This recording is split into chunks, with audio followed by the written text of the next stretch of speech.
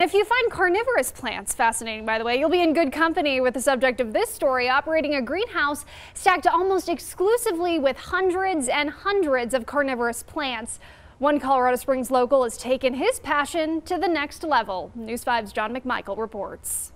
This is Jeremiah Harris, a Springs local who's got a passion for particular plants. It was something so unique. So when I was like 4 or 5 years old, I was fascinated with reptiles, insects, and carnivorous plants. So, following a gift, one Venus flytrap from his parents, this guy with a green thumb was hooked. Just kind of fell in love with them, have a passion for them, and get to travel the world to go hunting for new ones. From the start of the journey until now, there's been years of travel, hosting at home and garden shows, exchanging plant know-how and pollen with folks all over the world, and of course, for 12 years, the curation of this place. In this greenhouse, I would say it's 95% my collection. So if you wanted to come in and you wanted to like buy this plant right here, it's not for sale. With fly traps, butterworts, pitcher plants, and more, this space is packed. Yeah, so I have thousands, like probably over 2,000 different varieties now. Included in there are Guinness World Record holders, one being the largest Venus flytrap, the other a pitcher plant named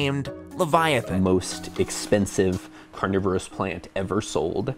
This one was $4,500, a cutting of this one. Far from being just a hobby, Jeremiah sees it as his job to help keep some of these plants, the rare ones, around for years to come. Some of these, it may be there are only 1 or 2 of these in collections in the world.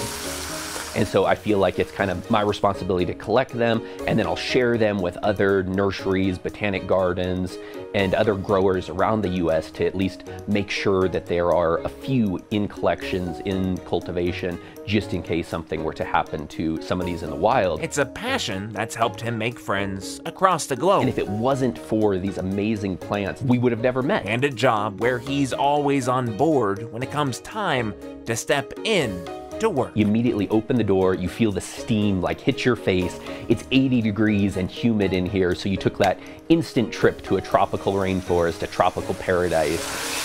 I smell the honey sweet nectar that these plants produce to attract their prey, and it has captured me as well. In Colorado Springs, John McMichael, News 5. I gotta admit, I thought there was no one else out there besides my fiance who liked carnivorous plants this much, so love getting to meet someone else who's so fascinated by this. Now, currently, Harris only sells a few of his excess carnivorous plants to the public, his greenhouse mostly being his own private collection.